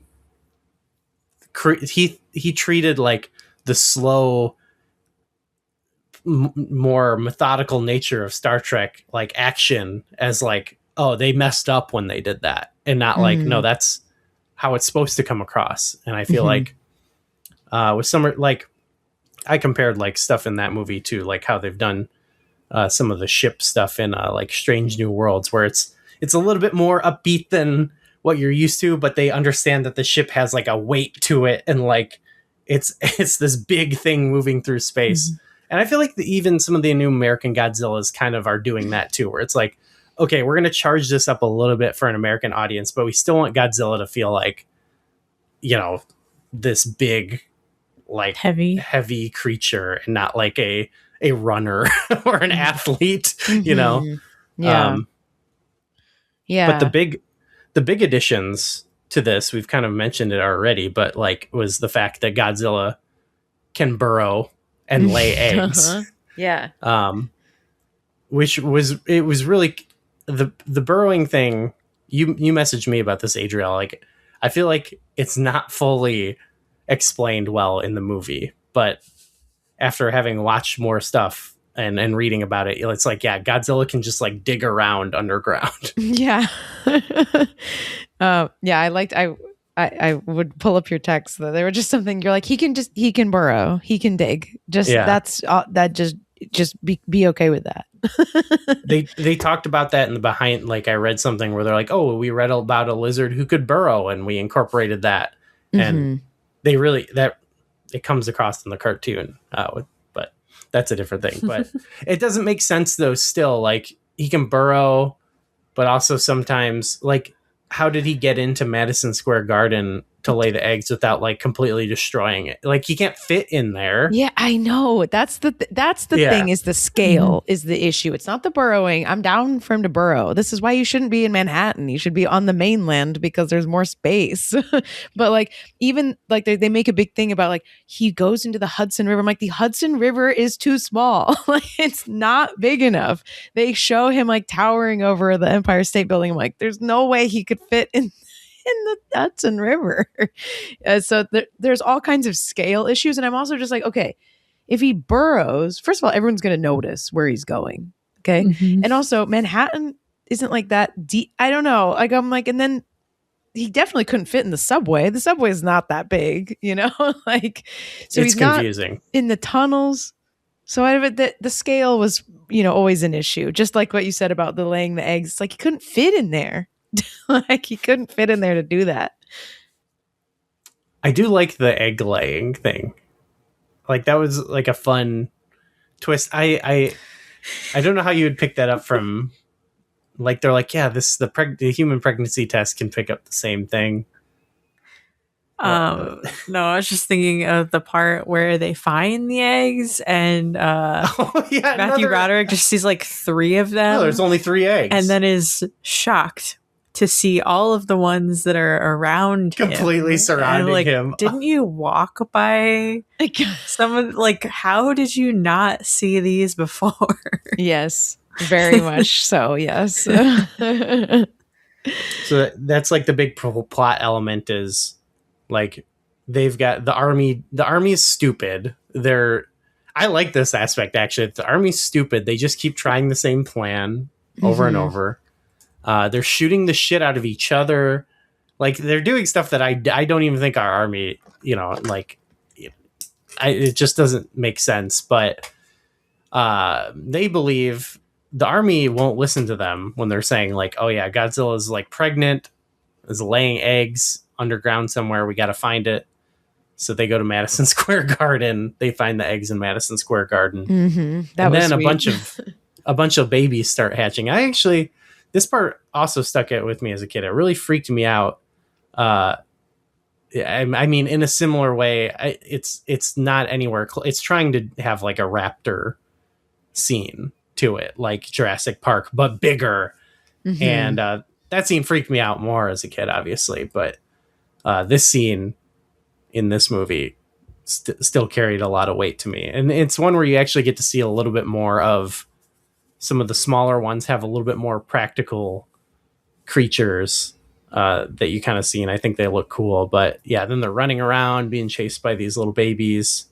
It's, you know, it's whatever. You mentioned, Adriel, like they have like a Gremlins part. I was gonna say, I think this was the high point of the movie for me, was them tooling around Madison Square Garden, all of the eggs being laid in Madison Square, like in the bleachers. That Margaret and I popped with that. We were like, what the hell? And also this is where there was a lot of practical effects, which really lands well with me. Like seeing them like busting out of there, you know, it wasn't all practical effects, but they had like the little faces coming out, and I loved the design of the babies. They're cute. They were cute but scary, but like whatever. And I loved this idea that like, oh, something we haven't talked about that is like very crucial is like Godzilla is just hungry for fish. He just wants fish. That's all he wants is fish. That's how they lure him around. He's attacking fishing boats. He just wants to eat fish. And which again, I'm like, why didn't you stay in the ocean then? But whatever. but the baby Godzillas are like hunting them down because they smell like fish. It's just like the whole thing They're is covered in fish, so strange. And then there is like this like kind of comic element of them like eating the popcorn at Madison Square Garden, and like just like there's a part where like a bunch of gumballs, and then they're like whoa whoa whoa, and then they like fall over, and it's very Gremlins coded. Yeah, this was a highlight of the movie for me. I'm like, okay, action is happening, action, and like no more like terrible dialogue. Although I did like that the French guy was kind of, that was when his character really got realized as like, okay, he's kind of a hero actually. But yeah, this was my favorite part of the movie actually. Yeah, another scene that really stuck out to me as a kid was because it had a sense of like Independence Day does this too, where they're like showing people through the camera, like in a broadcast, and like showing all the eggs being filmed. Like that was something to me that like it made an impression on me as a kid, like seeing it presented as like a news broadcast and like imagining like, what if I saw that on TV? Like that's scary, you know? Yeah. That was the effective bit of storytelling for me. But McKenna, what did you think about the whole Madison Square Garden thing? This was another one of the things, reasons why I said it reminded me of Cloverfield, because you have the big monster, but like when you're inside, the big monster is not inside. It's fucking up the big buildings. But Cloverfield has a little section where they're in the subway, I think. I think so. Yeah. And they have like these little, not lit, but small enough to fit in the subway monsters that are like parasites coming from the monster, I think. So it's like kind of a more like intimate setup. The danger is in close quarters. Just kind of changes up the way. Inspired by Godzilla, probably. 98. Yeah. But they get out. I wanted to mention, I said it released in May, two different release dates, because it did originally, its premiere was at Madison Square Garden. So I think that's sweet. Fun. That would be sweet. I could imagine like how sick that would be. Like, oh fuck, I'm in here. But they they convince the army to blow up Madison Square Garden, which they're good at blowing up buildings, so makes sense. Then the Godzilla's pissed, and they do this little chase with Godzilla. They kill Godzilla. It's sad, they're trying to. We're trying to like have a sadness to it that like this happens a lot in Godzilla. I feel like of like, oh, it's just like a creature or whatever. It's suffering. Yeah, but it feels they had a couple times where Dr. Nick was connecting with Godzilla a little bit, and I don't know. It's another thing where it's like they don't do a lot to earn this, but maybe if it was a different act, I don't know. Matthew Broderick is good in stuff. I'm not saying he's not, but I feel like he wasn't. It wasn't convincing, and it felt like the movie was trying to have its cake and eat it too, and it wasn't convincing me of like it's just a creature and these are just babies, it feels like actually not that hard of a decision, and no one actually cares that much, and it's not that sad. Yeah, they try to convince you it is, Yeah, it's like it's just a guy. It's really just trying to eat and have babies, but it's also like these things will kill everyone. So So what do you do? Yeah. Yeah, I mean, I could see why they would want to eliminate the threat, certainly. I do think that there would have been a more like a richer vein to tap because they already were like, they kicked him out of the army or not of the army, but they get upset because the lady steals the tape, and she's just, Margaret kept being like, she just seems like an asshole. Like, what are we supposed to like her? She's like, not only is she like sort of feckless and hapless and cheat and like abandon him and is also a thief and like all of this stuff. Anyway, but so he gets kicked out of the army, but you know, like it would have maybe made more sense if he was like a character like some of them in Jurassic Park, where they're like, no, we need to like save these creatures, or like we need to like relocate it, we need to like figure out a way to do that, like that, some tension, you know. And then like, you know, he has these moments where he's like right up next to it and he's like, it's just an animal, you know. So if there was a human in the room that was saying it and was like, we can't do this, and then they do it anyway, like that would have raised the stakes in a way that the movie could have played out exactly as it was, just with like that element added to it would have made it a lot better, I think. So, and also just because like that's a big element of Godzilla in like a lot of the films is like, you know, there's a sadness to like Godzilla, or they like don't want to kill it, or you know, there's just like it's complicated, you know, on our team, you know. Yeah. So, yeah, I just think that would have like really gone a long way with that, because as you said, it felt like they were just trying to have their cake and eat it too, you know? Yeah. Which is, I would have gone the Independence Day route once again, where it's just like they even get a moment in Independence Day where they can actually communicate with one of the aliens, and he's like, we're gonna fucking kill all of you. You fucking assholes, like we're gonna murder your whole planet. And you're like, okay. We just have to kill them all, you know? Yeah. that would have been a unique take on Godzilla if they're like, all right, let's talk to Godzilla. Let's somehow. Talk to him. And Godzilla's like, I'm going to eat all of you. You know? Like, yeah. Okay. Yes. That would have been really good. Yeah. No, and you know, and the other problem was like that the people were so unlikable and dumb that I just was like, I understand why you would need to eliminate the threat or whatever, but just like, I wanted Godzilla to win so bad, because I was like, and then they like killed all its babies, and then they like showed them like limp and dead, they're like little dead bodies everywhere. I was like, this is messed up. I hope Godzilla wins, and then of course or gets away, you know, leaves.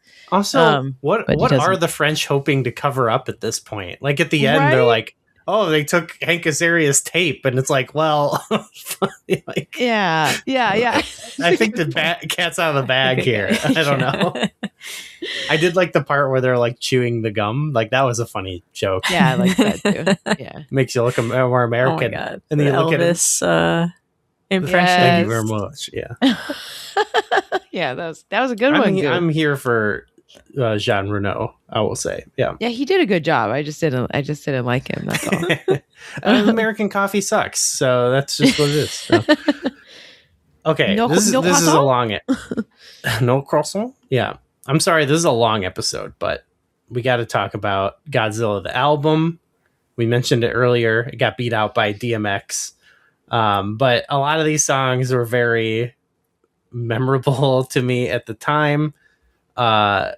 We were talking about how DMX defeated Diddy and Jimmy Page with this fucking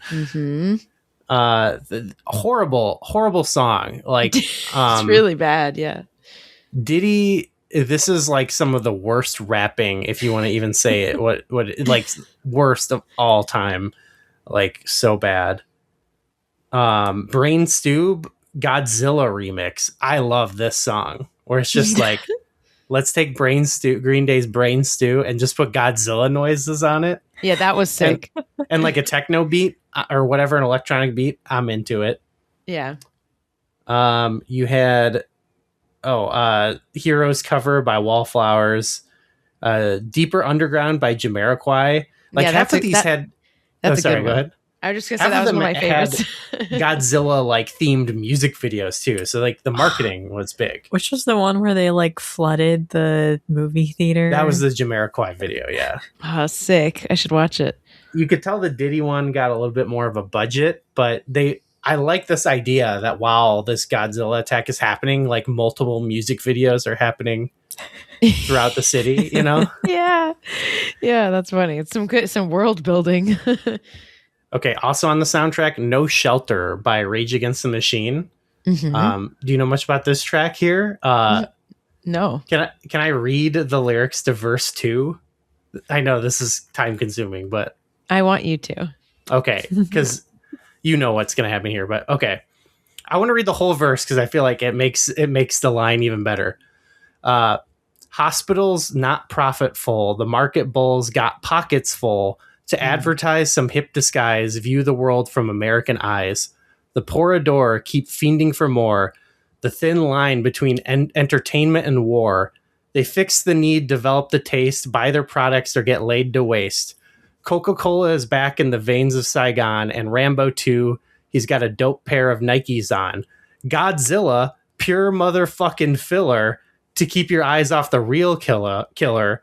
Cinema, simulated life, ill drama, Fourth Reich culture, Americana, chained to the dream they got you searching for. The thin line between entertainment and war. Hell yeah. Like in this song, they're like, this movie fucking sucks. Yeah. Yeah. That's sick. That's so sweet. Yes. They're like, hell I'm yeah. glad you read it all. They said Godzilla in the song. Put it on the album. Yeah. Yeah, fuck this movie. Oh, that's sick. That's so sweet. Yeah, this album really runs the gamut of like from that to like the Jamiroquai song, which is like which I love, is one of my favorites. I mean, and also Margaret was like, I'm so confused. None of these songs were in the movie. Like none of them. That's were in not the true. movie. That's not true. There was like 2, maybe. There's a scene. It doesn't even make sense. Like they're on the subway and the Diddy song is playing. Okay. But it's like, where is that coming from? Like maybe someone's got it on a boombox there or whatever. But it's like it's not played loud enough to be like, this is like a song, just like in the cool movie. Background music. It's clearly meant to be like, oh, this is happening in the background, but like it feels out of place, like very inserted to the movie. There's another part where I don't know which song it was, but it's when those guys are stealing the TVs that you mentioned before. There was a song that played there, but that's like the only time I can think of a song like a needle drop at all in the movie. A lot of times what'll happen is you'll have maybe a song in the movie, a couple songs in the credits, and then they release like you can pull a lot of albums from the time and it'll be like music from or inspired by the movie. And it's just like, we get a single from, we get like a bunch of songs on here to buy. Cause like now, that seems stupid now, but at the time it'd be like, you would buy CDs sometimes to listen to a couple songs, like I had this album and it was because of like a couple songs, so yeah, that was just more common because it was like, yeah, I just want to listen to this song. And that's the best way to hear it, other than like maybe they'll play it on the radio or whatever, Yeah. Pure motherfucking filler. Some of the other songs on the album, Yeah. Pure motherfucking filler. So, yeah, this was the third highest grossing movie of 1998 behind Armageddon and Saving Private Ryan. Wow, all like war ass boy movies. Yeah. It's a boys' world. Yeah. It's a boys' year.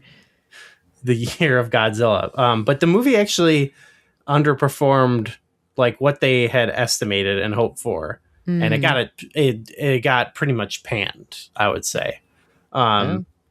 So in fact, I don't know if you caught on to this, but the mayor character that you mentioned, Mayor Ebert was and his I don't know who the other guy he was working with was, but his name was Gene.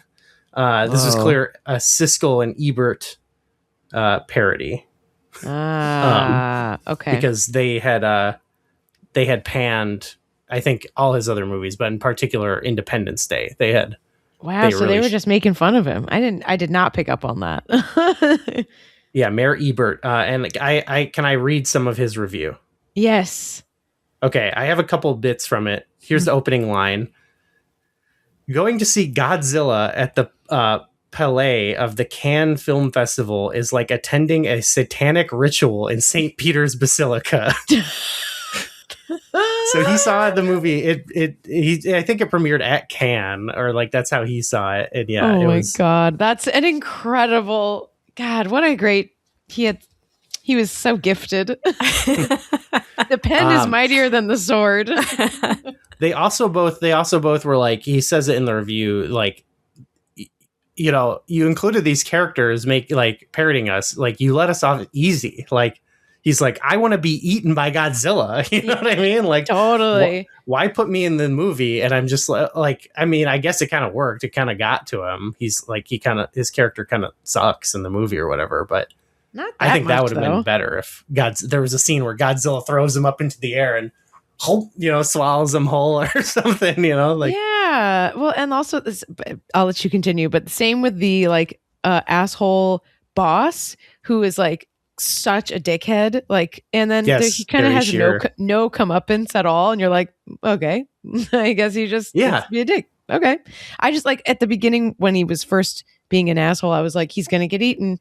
He never did. That's something I wanted to point out as well, actually, is that there's a lot of Simpsons representation in this movie. Yes, Margaret said too. She's like, oh my God, there's so much Simpsons stuff. Yeah, Harry Shearer was her boss, and then Hank Azaria. She was working with half the cast of The Simpsons here, but then yeah, Harry Shearer's assistant in the movie was played by Nancy Cartwright, who's Bart Simpson. So really, I don't know, like a smaller cameo role, but yeah. But two major characters in the movie are Hank Azaria and Harry Shearer. So I love seeing that. Amazing. Okay, here's I'm gonna say the final section of his review because I think it sums up the movie really well. There's nothing wrong with making a Godzilla movie and nothing wrong with special effects. But don't the filmmakers have some obligation to provide pop entertainment that at least lifts the spirits? There's real feeling in King Kong fighting off planes that attack him, or the pathos of the monster in Bride of Frankenstein, who is so misunderstood. There is a true sense of wonder in Jurassic Park. Godzilla, by contrast, offers nothing but soulless technique. A big lizard is created by special effects, wreaks havoc, and is destroyed. What a cold-hearted mechanist vision, so starved for emotion or wit. The primary audience for Godzilla is children and teenagers, and the filmmakers have given them a sterile exercise when they hunger for dreams. Oh my God. When they hunger for dreams. Wow. He was right, though. I'm children. You know what I mean? Like, yeah. I was children, and I was eating this shit up. So I was children. I mean, I feel like that is almost more harsh than I would have said, but I mean, I agree with him. Yeah. I mean, I got enjoyment out of watching it, but I think I found no lies in what he was saying. Like, it is, it's like mostly soulless, though. I feel like we've kind of reached a new low with some movies on soullessness. So this movie is brimming with personality compared to other movies I've seen. So I do totally agree. Like, it doesn't feel soulless to me. Like, I don't feel like this is a soulless movie at all, but I do. I see what he's saying, especially at the time, like it feels like, oh my God, what slop, whereas now I'm like, oh girl, this one is like full of charisma by comparison to some of the newer stuff. I don't want to be like a return person, but I'm like, this is slop, but there's actually like cool effects in it and some fun stuff going on. Yeah, but anyway, I don't want to go down that route right now. You can find plenty of stories of various like actors who played Godzilla. Some directors of Godzilla movies kind of criticizing film, disavowing it. And eventually, like, I mentioned early on how they were offered this movie and then they turned it down and then they accepted it. And Roland Emmerich still, like, he kind of defends the movie still, but he did kind of admit, like, I'm not a fan of Godzilla. And I thought, like, they presented this movie to me and I thought it was goofy and I didn't want to do it. But then they offered me a shitload of money.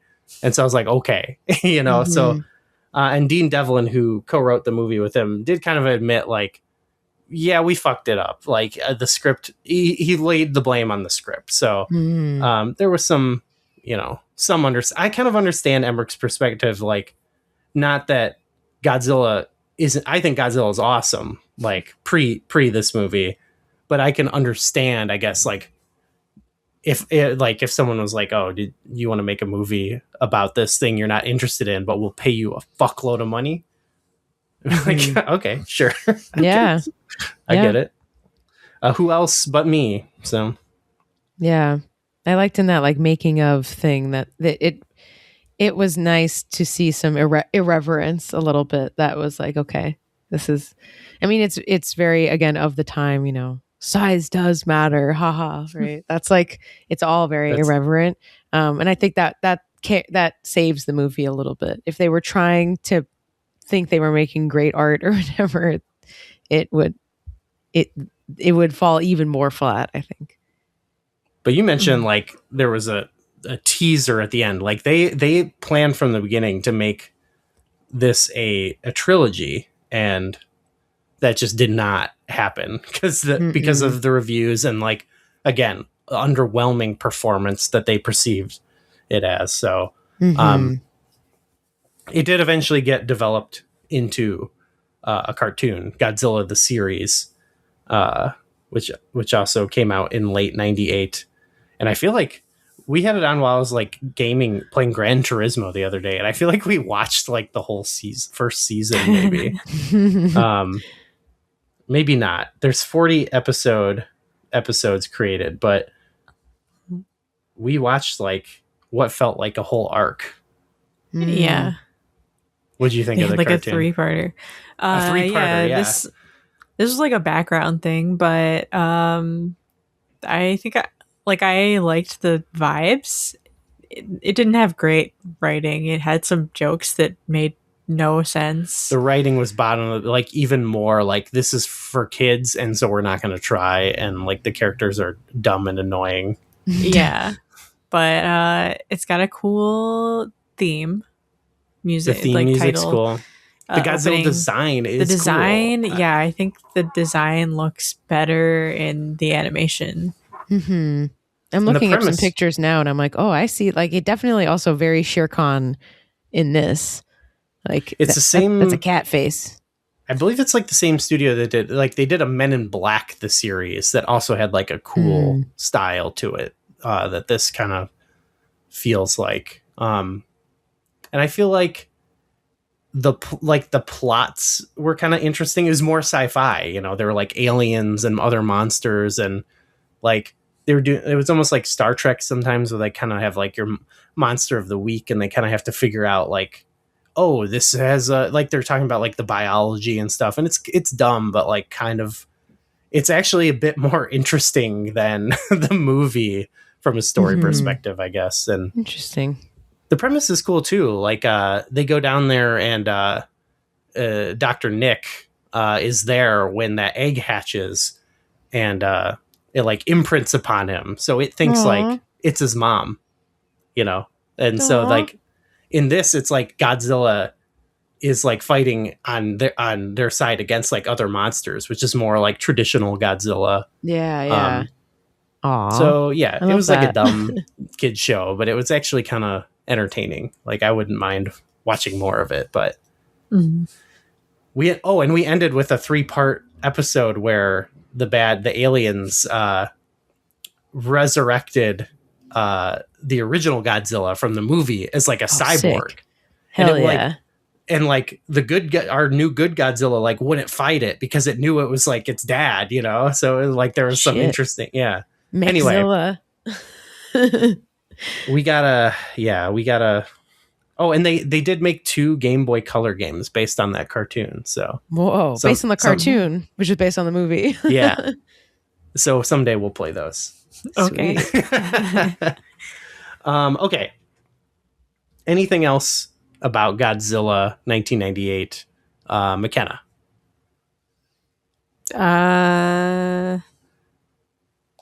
I don't think so. I think we covered it. This is a pretty in-depth episode, I feel like.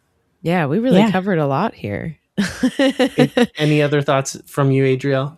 No, it made me excited to watch some more Godzilla movies, I will say. I hadn't watched a Godzilla movie in a while, and so I'm gonna maybe even throw one on tonight. So You're throwing -1. Yeah, 'cause Yeah. I haven't seen it. So -0 comes out later this year, towards the end of the year. I saw that. I saw that was coming out, and I was like, I will not miss that in the theaters. That will be a fun theater movie to see. Yeah, yeah. And you know what? The director of Godzilla -1, I believe, likes Godzilla 1998. Huh. I think he's on the record saying, at least, maybe he doesn't. I don't remember what he said about it, but he's an apologist. He's a 1998 Godzilla apologist. Oh, here it is. He felt, this is from Wikipedia, he felt that on its own merits, the film is fun and quite well executed and was technologically a huge achievement, but understood why some are hesitant to consider it part of the franchise. Interesting. Wow. How generous of him. Yeah. He also stood up for it because I guess, this is just reading the whole paragraph here, but he refuted the misconception that the film was allegedly responsible for the box office decline of the franchise in Japan, stating it had been in decline for years. So he didn't say that it was like watching a satanic ritual at St. Peter's Basilica.